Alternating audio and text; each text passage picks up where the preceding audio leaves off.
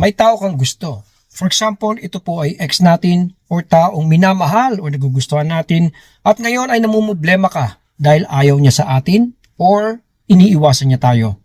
Pagka ganito ay kailangan mag-focus ka dun sa pakiramdam niya sa'yo. Maaring may nakikita siyang hindi niya gusto or may nararamdaman siyang negativity. Kaya madalas kong itinuturo even sa mga vlogs natin mga utol na kailangan mong i-change yung kanyang mood. Hindi po yung kanyang mind mga utol.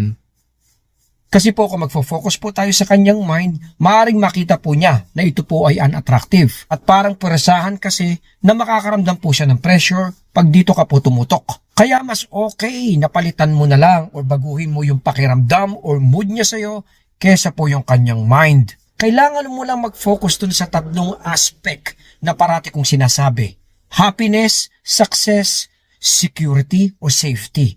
Pagka ito po ay nararamdaman niya mga utol, 95 to 100% ay siguradong hindi siya magdadalawang isip na makasama ka. Lalo na pagka alam niyang siya po ay sasaya, pagka siya po ay magsasucceed, at siya po ay safe.